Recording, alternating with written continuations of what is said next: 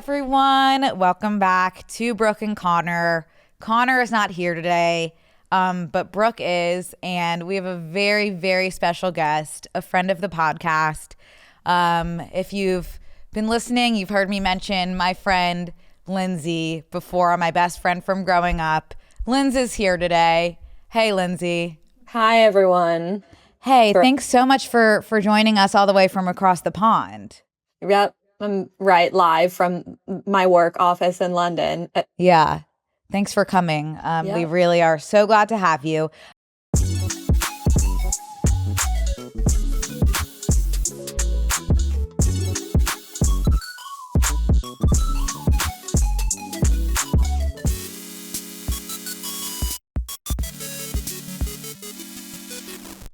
I was asking Izzy, like, what have I said about you before? And I think it's pretty bare bones. So we have a lot to go into today. But I think really what I've said is that you are a world traveler. Yeah. You speak few different languages. Yeah. And something special about you is that I don't want to say collect because that feels wrong, but like you have like a few different lovers from the areas that you've been to. Yeah, I would say I'm monogamous, so I definitely don't typically have more than one at the same time. You're what? Monogamous. Oh, okay. Yes, that's key. No, and I would even say you're a bit of a hopeless romantic. Yes, absolutely. Which I really love about you because I think objectively you are the most brilliant person I know. You know, Columbia grad, you're a lawyer, but you are also able to become mentally incapacitated by love, and I love that very much so. Extreme to the point where you also like need to seek help of an outside professional. So I love that about you, and I think that is actually what keeps us. So many things keep us connected. That's what so many things keep us connected. Common. But that is the big thing that I think has woven our thread throughout the years. Yeah. So yeah, just want to dive a little bit deeper into a few of those things. I guess starting with our history. You know. Okay. We went through K through 12 together. We did. And I've spoken, about our school. Yeah. A little bit. People know about Meeting for Worship. Yeah. People know that a lot of people came out during Meeting for Worship. I think they know that you were one of those people. So it'll be really interesting because I've only spoken about what it was like to be a receiver of people standing up and Meeting for Worship. So it'll be cool to hear what it was like to be a giver. Okay. Should I dive No, in? sorry. I'm still kind of going through. Oh, you're doing okay. I'm doing more of like an intro, and then I'm going to really open the floor to you. Okay.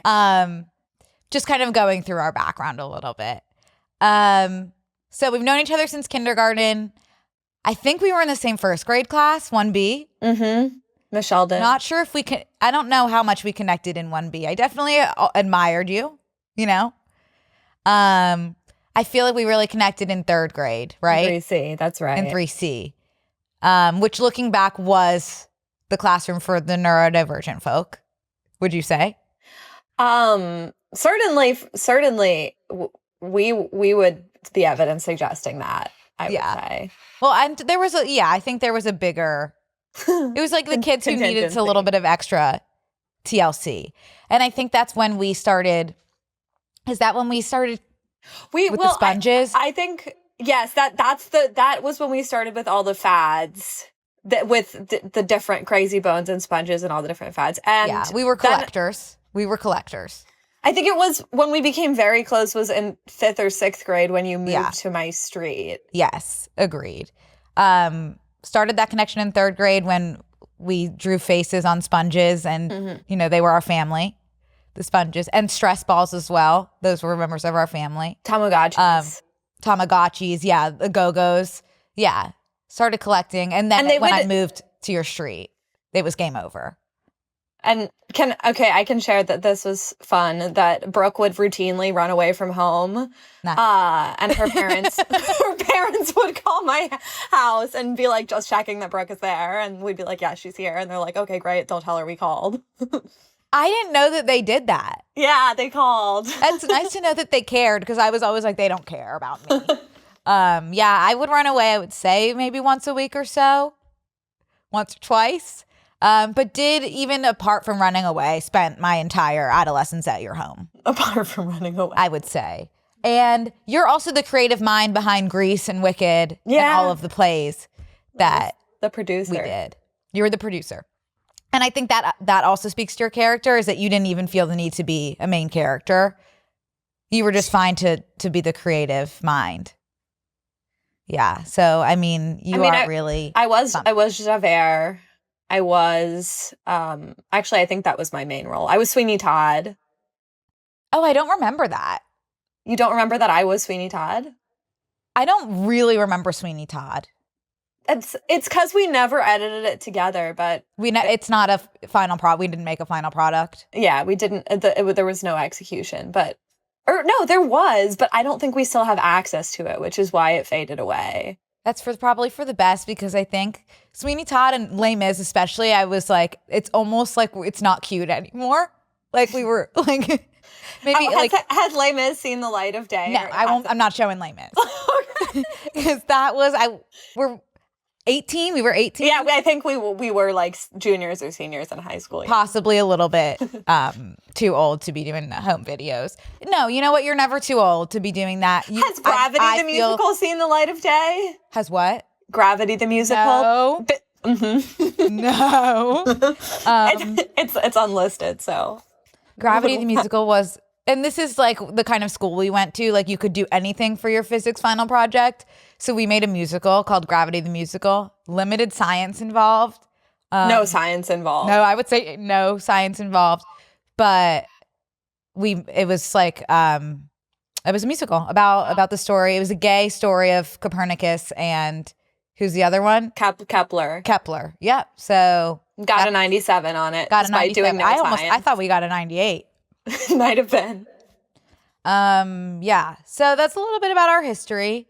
And now I'm going to dive into some hard-hitting questions. Okay. How many languages do you speak?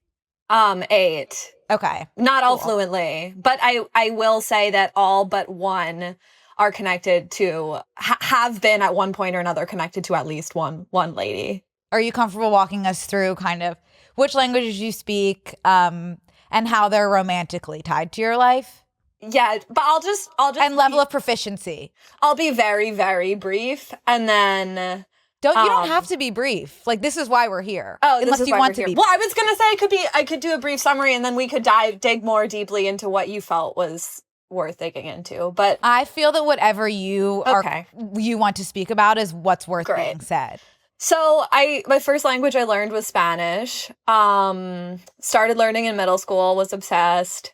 Did whatever. Was in love with my high school Spanish teacher. I was gonna say, like, do you think you would have been in love with Spanish if you weren't in love with your teacher? Said that in a domain she could hear, but I'm sure she knew, so it's all right. Wait, you were also in love with the middle school Spanish teacher, but you didn't know you were gay, so you didn't know that was. I find that one a little more cringe, but I was unaware. Yeah. I would say it's safe to say you've been in love with every Spanish teacher you've had. I think it's safe to say. I think it's safe to say. I really do. Like most language teachers I've had that are female, I'd say. It's hard not to get feeling. Yeah, because that's what you find attractive, I guess. Right. It's just them speaking another language. Yeah. Okay, so that's your big one, is Spanish.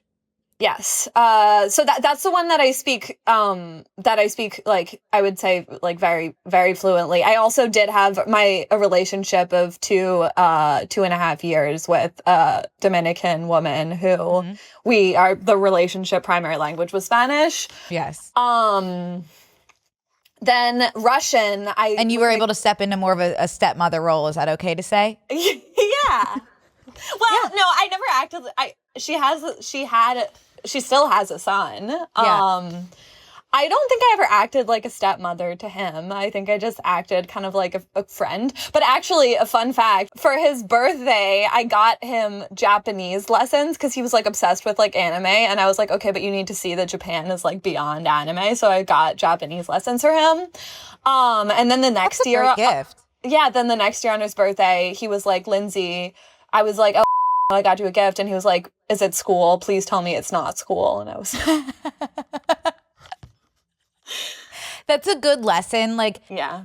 I love and then that. this But it was was also thoughtful. so my ex never like told him that we were dating, but she also never like lied to him while we were dating. And then afterwards she figured out that he knew, because he was like, should I say it in I'll say it in Spanish than English. And he's like, okay. La ex de mi mamá es súper inteligente. Like, my mom's ex is very smart. So. Oh, that's sweet. That's really sweet. Yeah. But that was a more recent relationship. That was a really recent one. Yeah. But how old were you when you started dating a woman with a child? Because I remember being jarred. I was 25. Yeah. I mean, I guess that's fine. Yeah, it was like, I met her and I thought that it was only ever going to be a hookup. So like, because otherwise I don't think I would have gone on a date with a woman who was 10 years older than me and had a child. But then I really liked her. And so I was just like, well, guess I'm living with her and her child now. That's fine to do. It's fine to do, and it's fine, and I did. Yep. And you did. Okay, Spanish. Yeah, that's Spanish. Check the bases. There were also like many, like, I lived in Chicago for 3 years in law school, and like there are many lovely Spanish speaking ladies there that I had flings with.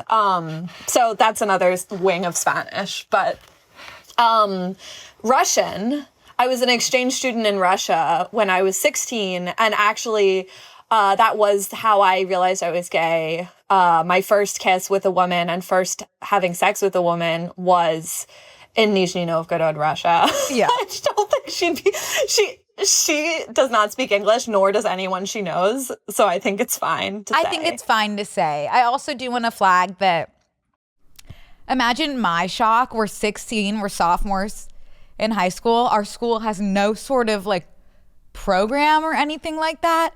And Lindsay is just like, all right, I'm going to head out for about 6 months to Nizhny Novgorod. Yep. You'll always remember that city. I would say I was like, this was not a good time in my life. Like, I was really dependent on you. Yeah. And so I was like really sad to see you go. Yeah. And you also only had access to email. Like, yeah, so that's right. That's right. Couldn't even talk to you. It was before smartphones, so I didn't have a smartphone, and I did not bring a computer because I wanted to be immersed in the experience. Yes. So I was just really accessing the internet when I borrowed my host sister's computer to use email from time to time. So couldn't really talk to her, and I asked her, I don't remember why I asked you this, but I think I was joking when I was like, do you think we'll still be friends? That was in college. That was in college? No, because I said something else. I said something. I'm conflating two incidents. I think there was another thing, and you were like, or I said something about like, don't forget me or something, or like something, and you were like, I'll like genuinely, earnestly, like, I'll try not to, like, because you're not capable of lying. Yeah. So that I was spiraling a bit when you were in Nizhny, but you came back and it was all good. I remember when I came back, I remember the first time that I saw you, you were just like, kind of like hysterically laughing, but borderline crying. And I'm like, Brooke, I'm here. And you were like, but you weren't. You weren't. You had left, but you came back. Yep. Can I ask what compelled you to go to Russia as a sophomore for 6 months with no prior Russian experience? I didn't have any prior language knowledge of Russian at the time I went. Because I think I've always been drawn to like the other, like, controversy and like the other side. So like to me, like, Russia seemed, and I think a lot of languages I've learned, it's like in some ways are like the bad guys. Like, I also learned Persian, I also learned Arabic. I don't think they're the bad guys, but they're people who are portrayed in like the US media and like often misunderstood, misportrayed. Like, I'd say like Russian speakers, Persian speakers, and Arabic speakers, you could say that. So I think I've always been drawn to like learning more and like seeing things from all perspectives. And that's also why I became a lawyer, because I like seeing things from different perspectives. Human rights lawyer, no less. Human rights lawyer, no less. And do you want to talk a little bit more about that romance and finding out you were gay, or do you want to move on? We can move on. It was I think it was in Russia. Oh, one last thing I'll say is that I did hook up with a Russian police officer who I met in Russia. This is separate from my host sister. This was on a subsequent visit to Russia. Mm-hmm. So I met her on Vkontakte, which is the Russian Facebook. Yeah. And we met, and I was talking to her. I'm like, so what do you do for a living? And she's like, I'm a police officer. And I laughed because I thought she was joking, because Russia's like pretty actively like persecutes gay people. And she was like, no, I am. I'll show you my uniform. And then at that point I was like, I will be hooking up with her, because for the rest of my life, like, I will be able to have this experience of having hooked up with a police woman of the Russian Federation, and I have had that. And now you get to say that on BNCMAP. It's a blessing for everyone which is involved. Such a blessing. Yep. And would you say like you're still fluent in Russian? I would say so. I would say definitely I'm more comfortable in Spanish than in Russian. It is a bit rusty because I don't practice it that much, but like when I need to use it, I can get back in the groove. Like the in my job, the like woman who covers Russia visited, and like we were speaking Russian. It was fun. Yeah. I will say, because of you, like I'm able to recognize what languages are around me. Whereas I don't think that would be the case without you. Like I can distinguish Russian from Arabic, I think, or Farsi, because I've heard you speak them. I can definitely at least do Russian. Hey guys, we want to take a break to thank a sponsor of today's episode, Lola Blankets. Lola is the world's #1 blanket, crafted with ultra soft luxury faux fur and a signature 4-way stretch that people instantly obsess over the second they touch it.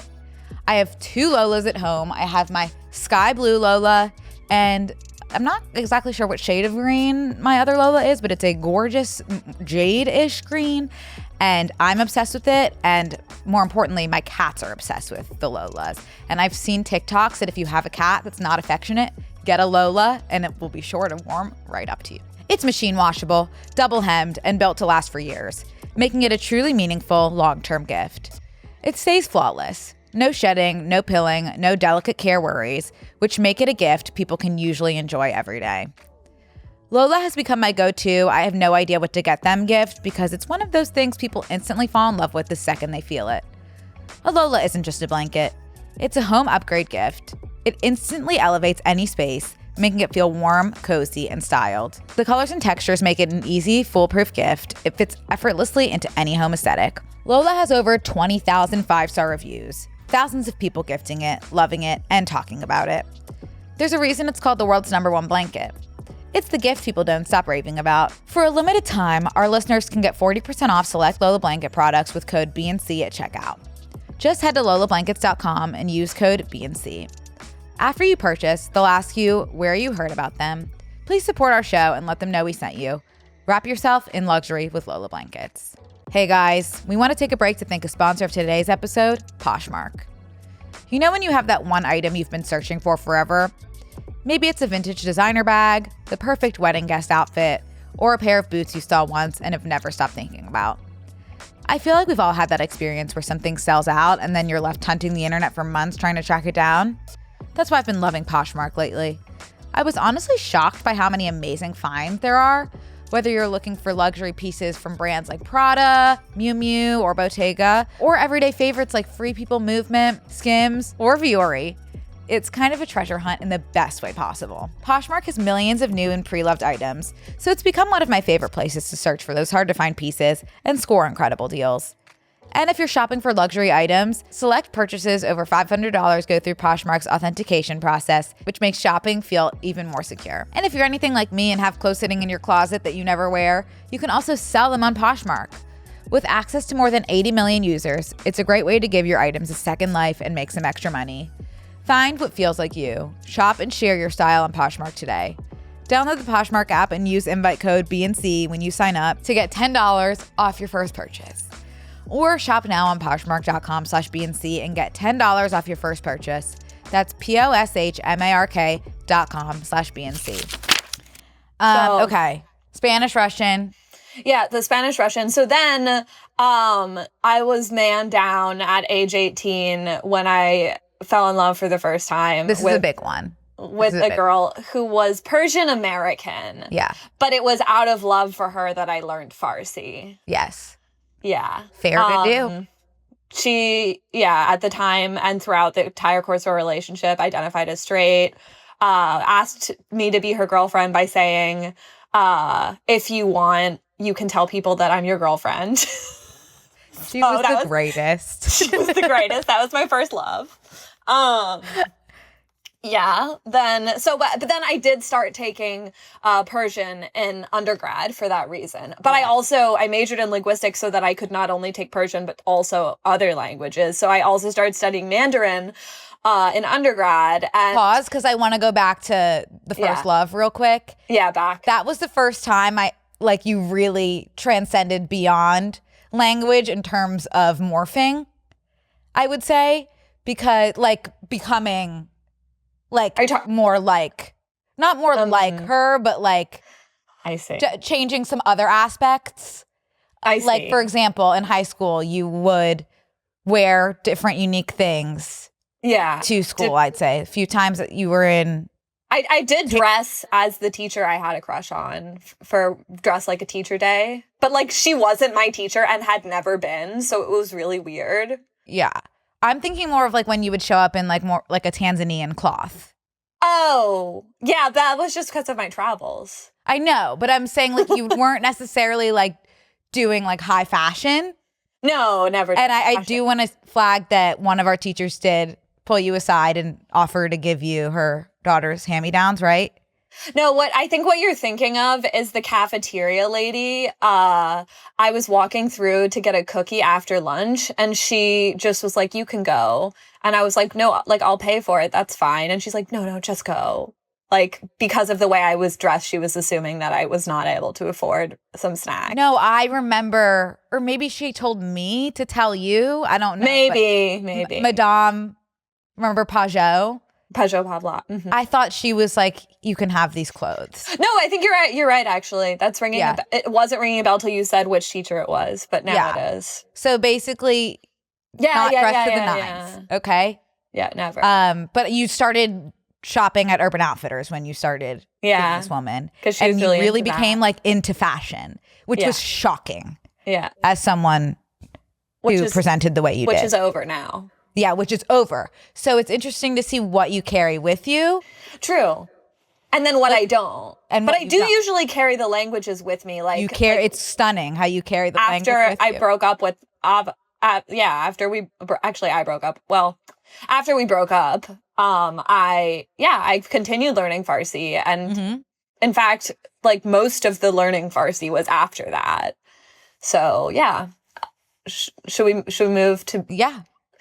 So then I was learning Mandarin, which is the only language that's never been tied to a woman. So any eligible Mandarin speaking ladies, extra points.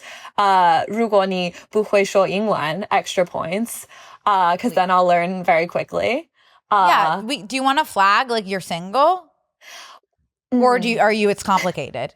It's complicated. It's complicated. I would and there is a language involved. And there's a language involved. Which one? Bengali. Of course. Okay, we'll get to Bengali. I have more questions about your current. Number 9. Yeah. Okay. Mandarin. How well do you speak that? You could get around. I would say my worst ones as of now are Mandarin and Arabic. I would say definitely I have survival. I can definitely get around in the country. I can talk about what I like. I can talk about what I did today. I can ask people how they're doing. I can I would say I can do basics, but I wouldn't be comfortable working in that language or I would definitely I'd say well enough to get around, but not not comfortably. Got it. Okay, what comes next? Yeah, so no Mandarin. Arabic was then coming, because then my first serious relationship was with an Arabic-speaking woman. Yes. Though she was also a fluent English speaker, so I never really learned from her, but I learned out of love for her. Exactly. And Yeah, that was again though, like we broke up like not too long after I started, and I did continue learning despite that. So we love that. Then most recently, I think that's then there's French. most French. Oh, French. Okay, so I'll say then French I've never like I haven't taken. I think I took 1 year in high school of French. Yeah, but and I took 6 and you surpassed me like fairly immediately in skill level.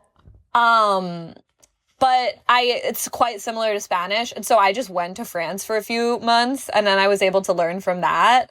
And I have had French romances because both the Persian American girl and the Arabic speaking girl that I dated also were French speakers and actually spoke like French to me sometimes. So that's how I can say French was also a love language. Do you think like you could get around in France? Oh, absolutely, without a doubt. I speak French a lot better than Arabic and Chinese. It's ridiculous. Like French, because it's so similar to Spanish. I would say French I understand 100%. And like my 100%. You could watch a movie in French and fully understand the film. Yeah. I wouldn't understand every word, but like I would absolutely be able to follow it. Like follow what's happening. Wow. Can you start talking to me in French and I want to see if I understand it? Okay. Maintenant, j'ai dit que je parle français, alors je suis un peu nerveuse parce que si je dis quelque chose d'incorrect, tout le monde va commenter que je parle pas bon, mais I understood every word of that. Excellent. You were saying that right now you're saying that you speak French, but you're getting a little bit nervous because if you make a mistake, someone will say something. Yeah, exactement. Yeah. So I could probably get around. I think you speak better than you think you do, and you're just nervous. Like, wasn't there a time when you did an exchange in France and you like had to speak? There was, but I didn't because as you know, our French teacher spoke with a very unique accent. Yeah. And still does, probably. Which she still does, and it bled into all of our accents. And so everyone was like pretty made fun of by the French students for the way that we spoke. And so I really didn't want to speak. And so I didn't say a French word until the last day of our French exchange, which was over 2 weeks in France. But yeah, I think you spoke slowly enough for me to understand. And usually French is really fast. And all the words. Des fois, je crois que des fois, c'est plus facile pour les gens comprendre quelqu'un qui, like, leur langue maternelle, c'est la même langue. Like, je parle anglais, je suis américaine. Alors, peut-être, mon français, c'est plus facile pour toi que le français de quelqu'un de la France. Exactement. You're French. Yours is easier to understand because you're American. You speak English, so. Yeah, that's what you were saying. Exactly. I'm just translating for those who might not understand. For the public. Yeah, but I think you're better than you give yourself credit for. Like you used to read books in French. I could not read a book in French. You tried, I used to be able to. Yeah. That's what I'm saying. Oh yeah. For sure. But I did go to Paris recently, and there was not one thing I understood. I was trying to like read the street. No, I think it's easier. What I was saying for the public is like I speak French with an American accent and my first language is English. So my syntax is also kind of English-esque. So I think it's actually easier for Brooke to understand me than it would be for Brooke to understand a native French speaker. Yeah, for surely. Yeah. But it's not my best. My best is Spanish followed by Russian. And then I would say if we're ranking Spanish is the best, then Russian. I would say the ones where I'm good but not fluent are like French, Hindi, and You didn't touch on Hindi. We're getting there. Okay. French, Hindi, and what Farsi. And then the ones where I'm just conversational are Arabic and Chinese. Got it. Hindi was the most right one. Well, aside from Bengali, which I just started, but it was the most recent one. So I lived in India for about a year. There have been many wonderful Indian ladies in my life. But the one who I learned Hindi from was she actually didn't speak English and still doesn't. So that was the lingua franca of our relationship, which lasted 4 months. It was a Hindi only relationship, and that was a jump start. That was actually the first time I've ever had a relationship with someone who, like, actually that's not true. I was going to say who didn't speak any English, but like Yulia, my host sister, also doesn't speak any English. But I would say it was the first time I had a relationship in a language that I like really wasn't fluent in, or wasn't comfortable in. Because like I'd done it in Spanish and Russian, but like I speak those a lot better. But when I met this girl, like my Hindi was not good enough to have a relationship, and it got there quickly. How do you start a relationship with someone where you don't speak the same language? Like, how did you and her even begin to understand that you were romantically interested in each other? I kind of had a crush on her from afar, and how I initiated it was we were having a conversation. Like I like to put myself in like extreme immersion situations. So in order to learn Hindi, I went to an extremely rural part of India, which is Khandwa district, Madhya Pradesh. Yeah. And I was volunteering for like a grassroots NGO there. She was one of the people that worked for the NGO. So I had a crush on her. And I think how I first broached it was like, I said to her, but I'm going to frame it like probably how it sounded to her. I was like, my country, marriage, girl, marriage, boy, marriage, my country. You in my country, you like girl, marriage, you like boy, marriage. And she was like, a question you were asking? Yeah. Okay. Yeah. I was trying to say in my very limited Hindi, would you prefer to marry a man or a woman if you had the Good choice? question. Yeah. And she said, without hesitation, a girl. And I was like, oh, that's really interesting. But part of me just thought that really interesting to me. Part of me thought it's just because like in her society, women don't have a lot of freedom. And by her society, I mean like rural, central Indian, the specific place, not all of India, obviously. And I can't stress this enough. Like, do you mind me saying her occupation? Yes. And I will provide an addendum. She was like and this is an amazing thing to be, like, this is no judgment at all. It's just more of a comment on like the different structures in which our societies operate. Like her occupation was the village basket weaver. Yes. And the addendum to that is that in India, there is a caste system, which is you could Google it, but basically that was her family's. It's too complicated and like loaded and for me to explain, and I'm not even Indian, so I won't do it justice. That's why I said Google it. But her caste, which is basically her family's occupation going back generations, was to weave bamboo like handicrafts. And so that is what she grew up doing, and she had to drop out of school when she was 12 years old in order to like weave baskets and stuff for her family. But she was really smart and really like ambitious, which is what I liked about her. Mm-hmm. And despite that, she was able to eventually like pursue her education and start working for an NGO. I love that, Lindsay. And I think it's remarkable your ability to find the lesbian in any small rural area. Absolutely. In Nizhny Novgorod, Nizhny Novgorod's not rural, but still, it surprises people. I wouldn't say it's a high-focus lesbian area. No, it's certainly not. Well, yeah. So it really is a remarkable thing, a talent that you have. Yeah. Didn't like she not know that like it was an option for like to be with a woman?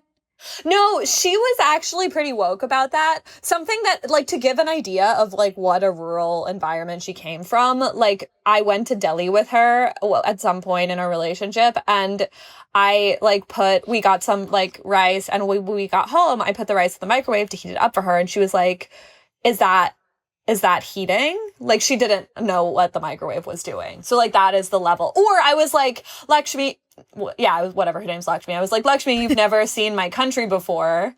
And she was like, I was like, you've probably only seen my country in movies. And she's like, I've never seen your country in movies. And I was like, you never saw an American movie? And she's like, no, I've only seen Indian movies. So like it was very wide gap. Yeah, definitely a wide gap. Would you say that was like why it didn't work out?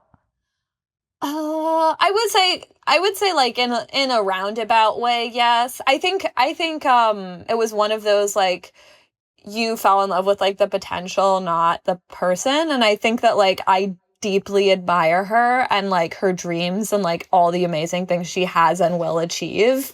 But I think that like we're better as friends than as And you still are friends, couple. right? And we still are friends. Actually, there's some sad news though, but that's a downer. Oh. Her parents are forcing her to get married. Oh my God. Yeah. That's horrible. Yeah. To a man, I would assume. Yeah. Oh, that's really great. sad. It is not great. Yeah. Oh, how's she doing? She's not happy. Yeah. She was, I mean, she was trying, she's 30, but she has been since she was a teenager denying potential prospects. But then, basically there was like someone in her family had an unmarried pregnancy, and her family like freaked out, and they're like, all the unmarried women have to get married. And I was like, they can't force you, like you're financial independent, you do your own thing, like just don't do it. And she's like, they'll cut me out of life forever. It's like, and then speaking to like some friends who are more familiar with the context, I've realized that it's like quite complicated, and like there are sometimes even like violent repercussions for like women who would refuse marriage in a community like this. And it's just like, it's tough. Fortunately, they were gonna marry her to this guy who wouldn't even let her work, but then she convinced them to let her marry this other guy instead. And they also convinced them to wait a few months. So like as of now, she's like promised to this guy, but might not get married. And I just want to say also, like, for the like fear, like whatever I'm talking about, like I'm only speaking about like Kalwa block, Khandwa district, Madhya Pradesh. I'm not speaking about all of India. Like, no one should take this to mean that this is what India is like. This is what one specific community in India is like, but India is an incredibly diverse country. So I just wanted to put that out there. Thank you. That's pretty devastating. Yeah. Poor Lakshmi. Yeah. Well, I'll ask you about that more offline. We can take that That's really offline. Sad. Hey guys, we want to take a break to thank a sponsor of today's episode, Article. I've been looking into getting a new bed, and Article has so many options that feel modern but still really timeless. It's the kind of furniture that makes your space look even more intentional without feeling overdone. Everything is designed to mix and match easily, so you don't have to stress about whether things will go together. And the whole process is really simple. Ordering is straightforward, and delivery is designed to be easy and convenient, which makes a big difference when you're buying larger pieces like a bed. You can tell a lot of care goes into each piece. Everything feels sturdy, well-crafted, and thoughtfully designed, from the materials to the finishes. It's the kind of furniture that's made to last, not just look good for a short time. It will make your space feel instantly more cohesive without having to overthink it. Article is offering our listeners $50 off your first purchase of $100 or more. To claim, visit article.com/BNC, and the discount will automatically be applied at checkout. That's article.com/BNC for $50 off your first purchase of $100 or more. Okay, is that a wrap on the languages, you'd say? Yeah, and then I mean the most recent is just Bengali. Like, well, I've been dating, and actually it's interesting. I met this girl a few months. I'd say it's been almost 2 months. Oh, Hinge? It's been 2 months. Hinge, Happy 2 months. Thanks. Yeah, 2 months ago was our first date. Yeah. But what's cool about her is she also loves languages, and it's the first time that I've ever like dated someone who also likes languages, but we're still getting to know each other, so we'll see how far it goes. But I'm trying to teach her Spanish, and she's trying to teach me Bengali, so that's fun. Is Bengali her native language? That is her native language. Yeah, okay. She's from Calcutta, so that's her native language. And do you guys? Does she speak English? She does. She does. Okay. Yeah, she speaks English fluently. Communicate that way. Yeah, that's nice. That's nice. Yeah. How's your Bengali? Bhalo na. I knew that was coming. I knew I wasn't getting an answer in English. Very good, Linz. Palo means not good, but yeah. Oh, okay. Hey, but at least you have that. Yeah. How many countries have you been to, if you know? Oh, I actually do know, I believe. Wait, I actually have an app on my phone, so let me check. But the app is so I have been to 66 UN countries, but that doesn't include Taiwan or Palestine, so I'd say 68. Why not Taiwan? It's not recognized by a lot of countries. I had no idea. Yeah. Because when China, were you in Taiwan? I did a summer language program there in undergrad. Okay, I get confused sometimes because a little bit all over the place. Yeah. There are times where I'll just open my Find My Friends and it's like Lindsay is in Tajikistan. Okay. I'm waiting. I'm hoping to go to Pakistan. I'm actually waiting for my visa. Have you not been there yet? No, so that will be new. That will be fun and exciting. It will. You have opened, there have been so many countries I didn't know existed until. Like Tajikistan? Tajikistan, and there's another Istan that was completely Kyrgyzstan? I actually haven't been to Kyrgyzstan, but Kyrgyzstan maybe. I think that's the first time I'm hearing of that right now. Okay. So I do think it was a different one. Uzbekistan? Mm-hmm. Yeah. And you've been there. I have, and Kazakhstan, where I've been to Turkmenistan as well. I've been to all the stans except Kyrgyzstan. And Pakistan. And Pakistan and Afghanistan, but they're usually not considered part of the stans. Can I ask, what is it that draws you to the stands? Because I feel like most people, if it's fair for me to say, wouldn't be that's where I want to go. Yeah, I wasn't really drawn to them. I went to Tajikistan for the first time because I have been twice. I've spent probably a cumulative 6 months in Tajikistan in my lifetime. Why? So the first 4 months was a study abroad program because I wanted to study Persian. And you can't, as an American, study Persian in Iran or Afghanistan. So that's why. It was the only place I could study Persian. And then subsequently after that, I got a job working for this scholarship program, which gave scholarships to students from former Soviet countries to study as exchange students in the United States. And they sent you to where you had language skills. So because I spoke Russian and Persian, they sent me to a lot of those countries because they speak Russian. And I remember that program. Speaks you Persian. had a romance with one of your coworkers, right? I had a crush, unrequited, on one of my coworkers. She just recently got married in Canada to a man. Yes. Damn. That's okay. Lost a good one. I did travel through 4 countries, and I did want to find a woman in every country during that job. That was part of my deal. Remember, there was also Sveta, the Ukrainian, who you love. With the brain problem? Okay. Yeah. I hope she's okay. I do. I genuinely do too. We fell out of touch, but yeah. I'm sad to hear that about you and Sveta. Are there any of the countries that you've been to that you're I have no desire to return? I mean, I think this is what I always say. I don't think there's anywhere in the world that if someone gave me a plane ticket, I wouldn't go. Because I just love traveling so much. I would go anywhere. I think there are definitely places that I definitely wouldn't go unless there was I actually recently went to Budapest with my friend and was very underwhelmed. I feel Tajikistan and Uzbekistan, I've been to both of those countries twice. And I think I've spent more time in them than anyone. I mean, I think it's enough. I really wouldn't go out of my way to go again to Tajikistan or Uzbekistan. I was very underwhelmed by Costa Rica as well.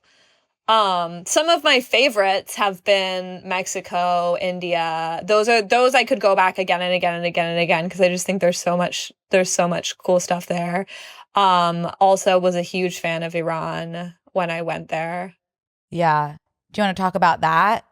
I can talk about that. Yeah. My family was not super excited about, I knew they wouldn't be excited about me going to Iran.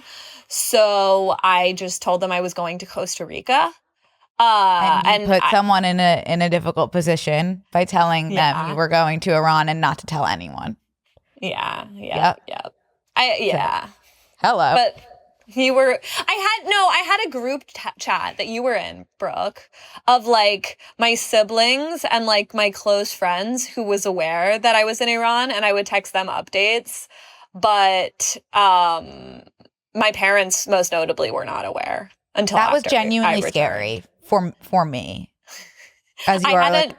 like a gay Jewish person. Yep. Yeah. American as well. A gay Jewish American. Yeah. But my understanding is that was one of your most positive travel experiences. That was one of my best travel experiences. I have and like obviously government of Iran is very bad to its people, but the people of Iran, I like have no shortage of amazing things to say. The sights there, the food there, it was amazing. It's great, Linz. You kind of already said this, but I was just going to ask, like, where next? But Pakistan, yeah, most immediately. And I think, well, I do want to visit every country in the world before I die. So is that possible? Probably. Like, technically, people with like American passports aren't allowed to go to North Korea right now, but like, I think in my lifetime that will probably change, or maybe I'll get another passport. Like, I think it's something. What passport will you get? I don't know. I mean, I live in London now. Like, I could get a UK passport if I stayed here long enough. Can you go to North Korea with a UK passport? UK passport? I haven't looked into that. Okay. I'm not super pressed about it. Like, I kind of think that in my lifetime, I'll see some sort of change, whether it's to the government in North Korea or to their policy of not allowing U.S. citizens. Sure. I've never been denied a visa. Okay. And I've gotten some really hard ones. Like, for those who know, Turkmenistan is really hard. Russia's not easy. I've gotten it several times. China, Cuba. Well, Cuba's not hard, but yeah. Is there anywhere you like haven't been besides Pakistan that you really want to go? I mean, anywhere. Like, I would go anywhere. I think I haven't traveled too much. I've traveled a decent amount in East Africa, but I haven't been to West Africa at all. So that would be nice. I've not been to like certain countries in South America. I'd really like to go to Venezuela. And I have a Venezuelan friend, so maybe I'll go with her. I'm kind of shocked you haven't been there. Yeah. I think I would like to go with a local person, and it was only like in the last few years that I'd have a close enough friend that I could go with her. Love. Yeah. Okay. Well, that ends the travel portion of my notes. Mm-hmm. So moving on to just kind of like our shared experience at school. I've spoken a lot about meeting for worship, and I've told the story of Michelle coming out as Mike. But you know, a lot of people like came out as gay, including you. And do you want to like speak to that experience, like what it was like for you? And like when you're supposed to stand up at meeting for worship if you're moved by the light to do so. And I guess I'm kind of just wondering, one, were you moved by the light? Two, like how did it feel being on the coming out end? Three, how do you look back at the experience? Whatever you really want to say about it. Okay, well, I have a lot I will say that I didn't know it was coming. I didn't know you were going to do it.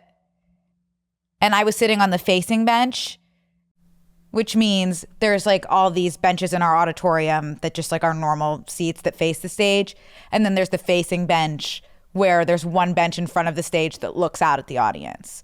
So I was kind of looking out at Lindsay when she stood up. And then take it away.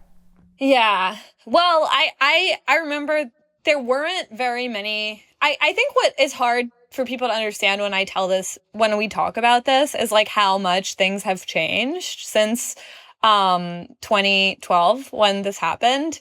Like at the time that I came out, gay marriage was not legal in Pennsylvania. Right. Like, and now it's like hard to imagine, but yeah, in our high school there weren't that many people that were out.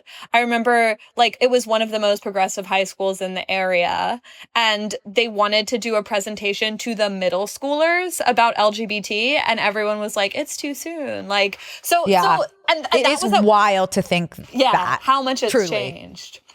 And like that we had the gay straight alliance, like that's what it was called. Yeah. So yeah, it had, but I remember there was a boy who was out. I think no one was out in our grade as lesbian. There were some girls who were out as bi. There was at least one that I can think of who was in a relationship with a woman. So like street cred. Why do I remember everyone coming out at meeting for worship, but like I can't actually think of like who did? Am I constructing Oliver? Memories? I feel like the people who came out just came out at meeting for worship, and maybe that's why I did too, because I was like, you have to. I'm not sure. Yeah. It was kind of like you weren't gay until you came out at meeting for worship. Right. Because like when I think about it, I'm like, I don't know even why I did that. Like it's not really like me, my personality to do that. But maybe you weren't moved by the light. Maybe you were just like, this is something I have to do. Yeah. But then there's also my brother who did come out as gay at age 12 and has only dated women subsequently. Right. Did he make a formal retractment? I don't remember. No, he never did. He's only dated women. If you ask him about it, he still is like, yes, I'm still gay. And I'm like, make it make sense. Anyways. No, you have an amazing collection of LGBT siblings. Yeah, 3 out of 4. 3 for 4. 3 for 4. And the other, he's straight, but it's funny because the one straight brother is like, well, okay, to be fair, like one of my brothers has only dated women, but because he did come out as gay in middle school, I do treat him as a part of the LGBT community. I think that treating him as part of the LGBT is more than fair. And then, yeah, my sister is, did you know that my sister's now doing lesbian? Oh, absolutely. Yeah. She was close friends. Because okay. Yeah, she was doing bi for a while, but then she realized that she's lesbian, so now she's doing lesbian. Yep. And Daniel, my brother, the youngest, is straight, but his type is like very like alt, like armpit hair, green hair, short hair, kind of androgynous. So like I hope that he'll go for a she they, and thus we can be 4 for 4. Yeah. If that's how it works. But like if he's dating a non-binary person, does that make him part of the LGBT community? That's a hot topic. I have spoken to him about it, and he said that he doesn't think it does. Because he's like, I don't want to like, he's like, at the end of the day, like, even though I am attracted to some people who identify as non-binary, like, I think like I'm attracted perhaps to the pieces of them that I perceive as feminine. And he's like, to say that I was queer feels like I'm like adopting a label that like isn't making sense for me. And like, for example, he like, I couldn't see him being into someone who was non-binary assigned male at birth. Got it. Okay. That makes sense. Yeah. Okay. Back to meeting for worship. So I remember there was a boy who was out, who I was friends with, who we were all friends with. I called him the night before, Matt. Oh, and he had come, I forgot, he came out at our beach meeting for worship. Yeah. That was really, yeah. So I remember my heart was beating so fast because he didn't tell anyone yet. This was the first time he was saying it. And didn't he come out as bi? Yes. Yes. I remember he said that and I was like, ooh, so close. So close. I think he's Looks very only counts in horseshoes though. Right. Let's not make mountains out of molehills. So close. Oh, almost right on the snake eyes. But I called him the night before and I was like, Matt, because though I had not come out publicly, I could come out to you, Brooke, and like I had come out to my close friends prior to meeting for worship. Right. But I called Matt and I was like, I'm thinking of it, but I'm not sure if I'm ready. And he's like, I don't think anyone's ever ready. I think you just have to dive in. And so I just dove in. And another thing that I'll say is like, it has been like both beautiful. It has been beautiful to see like how many people from our high school have subsequently come out. But I'm like also like wish you guys had come out when there was like 3 of us. Like that would have like it would have been nice, you know. But everyone's on their own journey for worship, or if it's just like a given, like no need. Right. Yeah. How did you feel when you did it? I think I felt embarrassed. I think I like had some internalized homophobia. Like I was like, does everyone need to know that? And like I remember I did have some internalized homophobia because like there was a teacher at our school who was lesbian and who was married to a woman. And I remember like I was like, oh well, like every time someone looks at her, they're gonna think of her having sex with a woman. And like now that's what people are gonna think when they look at me. But whatever, that was internalized homophobia. Like I don't care now. If people think that, that's great. Yeah. If people think that, hell yeah. Yeah. Absolutely. You want me to send a video? I will. Nice. I really hate to think about, like, as much as our school had its problems, like, I'd hate to think about us going anywhere else, truly. Yeah. Our neurodivergent selves. I think I wouldn't have been. I say that all the time. I say, like, I wasn't bullied, but, like, I would have been at any other school. Right. And I don't even, like, yeah, it really is. I don't like to think about it. What? This is a bit of a non sequitur, but I guess there is an important part of our early connection was, and it is touching on neurodivergence, was when I would have genuine sicknesses in third grade and you would go home. And I think that speaks to the link. Yeah, the bond. Us. You have to understand. And to clarify, breaking my arm. Like I broke my arm. And Brooke went home because her arm hurt. I had to. I was sick. I did go home. This makes more sense. But like you had thrown up. Yeah. And then I was like, I can't be here. I cannot be here. You stayed, which was shocking. But yeah, I went home. You threw up. I went home and you broke your arm and I went home. Yeah. And I would assume you went home when you broke your arm. I don't actually remember if I went home, but I do remember like we did not go to the emergency room immediately because I remember I came downstairs for dinner that night and I was like cradling my arm and my mom was like, Lindsay, does your arm still hurt from when you fell? And I was like, yes. And she was like, oh, that's not okay. Yeah. We went to the doctor and it was broken. I was so jealous of your cast. Yeah. They're also... People did think we were gay together. Yeah, they did. Yeah. They did. I'm never beating the gay allegations. But yeah. It's not like, of course they did. Didn't your dad, wasn't he like, if you and Lindsay are partners, like that's okay with me? Well, my dad is always like, you can tell me anything. Like, it's okay to be gay. And there was a time in high school when I think I was really depressed and my mom was like, let me know if you're gay. If you're gay. And it's okay. But my dad recently confessed that he thought I was gay because we would all take naps together. And I was like, we were just sleeping. Yeah, yeah. Yeah. But yeah, I think like as like a older man in the early 2000s, he assumed like since you were a lesbian and my best friend, I was a lesbian. Which is totally fair. I mean, I think it's in a way it's surprising that those rumors weren't stronger. I agree. The key piece of the puzzle here is there's a photo of us. Oh, are you going to tell about the flowers? I was going to speak about. How about you start? Okay. I love this story.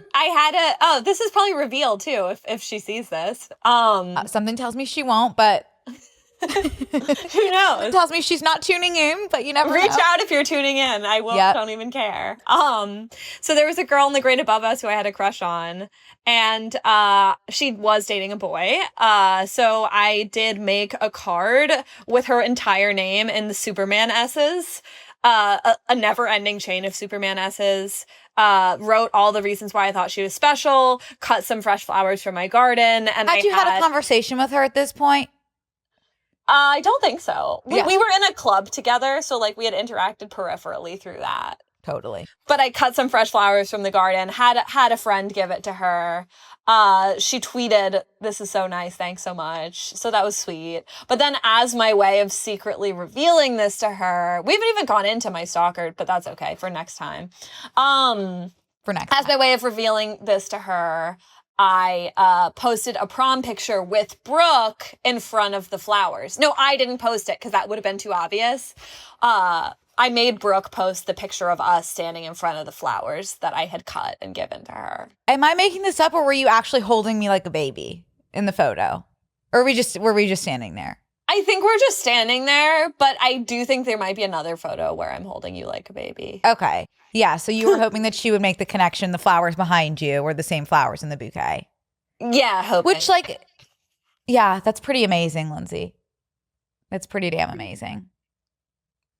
Any other, and I don't know if you're comfortable speaking about this, but any other grand gestures you would like to speak on?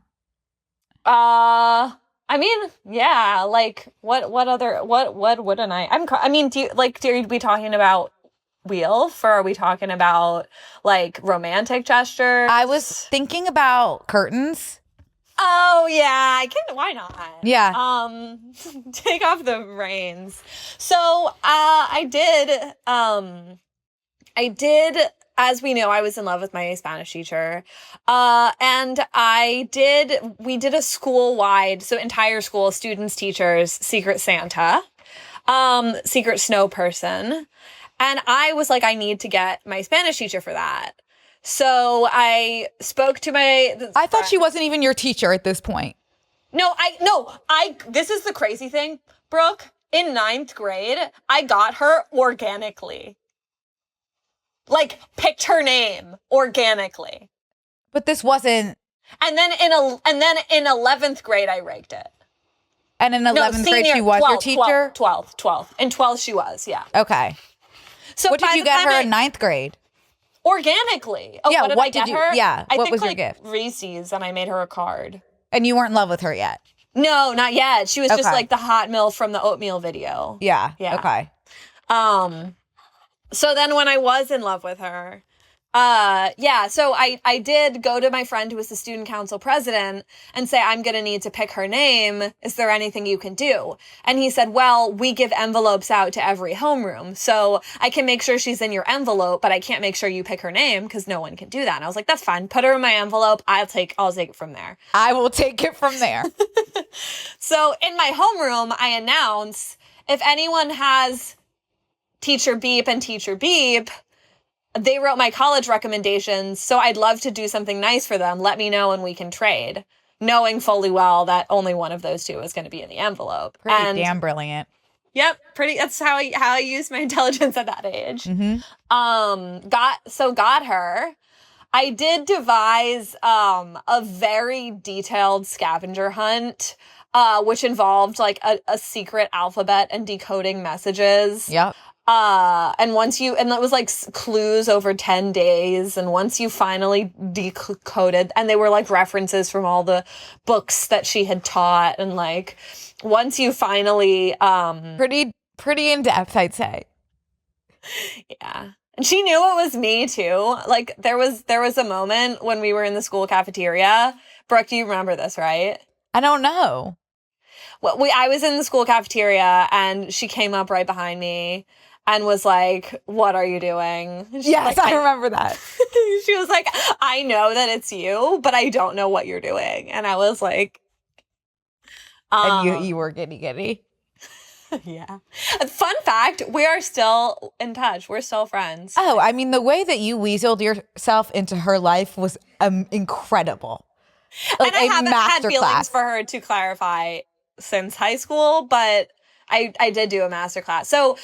But by the end of decoding everything, the final word was cortinas, which means curtains in Spanish. Mm-hmm. And then as she discovered cortinas on the final day, she also walked into her classroom where I had pre-installed custom-made curtains on all of her windows, which had iron-on patches from all of her favorite pieces of film and literature.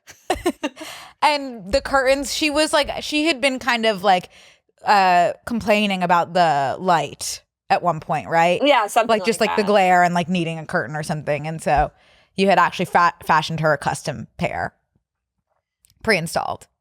Yep. So and then we also weaseled. Brooke was actually a babysitter of teachers' children, and so I weaseled my way into babysitting her child as well, because I told Brooke that she had to pretend to be sick so that I could babysit. And then once I weaseled my way in, I was just a standing babysitter, basically. Yeah, you did some amazing work. Yep. But we're still in good touch. No, and the great thing about her is that like she would love all of this. Yeah, I think she's kind of funny. We've never talked about it, and I always wonder, like, when is it, like, when should I tell her? Or like, she knows, baby. Oh, she knows. Yeah. I think she knows, but like, I would be, I don't know. Well, yeah. She definitely knows. I loved, like, obviously, I walked over to Lindsay's house all the time, just like unannounced. And one time I went and just walked like through the back at Lindsay's pool. Our teacher was just laying there sunbathing, and I was like, "Hey, Miss Bleep, what are you doing here? Just hanging out? Okay, good to see you." All right, Lindsay, I think that's really all I have for you. All right. Do you have any last words that you want to share? What last words? No, I think no. Do you have anything about like work that's important that you like want to say or not at all? Okay, so basically I do I work for Human Rights Watch, and I do advocacy, which basically means they put out a lot of human rights reports. And so we try to make those human rights reports have an impact in the real world. And I'm based in London, so we do that mostly with the UK government, but in all sorts of areas. And I will say one area that I have been very disheartened to see like lack of interest in, both from governments and from the public, is the war in Sudan. So if anyone is interested in like becoming politically active around a cause that doesn't get enough attention, I would say read our recent reporting on Sudan. Hey, send me that link, Linz, and we can blast it out in the bio. Yay, slay. Yeah. Okay, well, I love you, and thanks for coming, and thanks for having me. And next time you come back, we can dive more into some other interests that you've had. Yep. And I think we haven't dived at all into into some of my detective work. So that's maybe I think we can do detective work for the next episode. Okay. All right. Thank you, everyone. Have a good day. Love you. Bye-bye. Bye. This week on Close Friends. My stomach's about to make a noise. My stomach is starting to make noises too. And it's like going to be like from my chest, I think. Also want to flag that I am going to stop talking about my celebrity crushes in case I have to work with them in the future. VETERINARIAN. It's a hard word. It is a hard one. Sign up on tmgstudios.tv to watch the full bonus episode.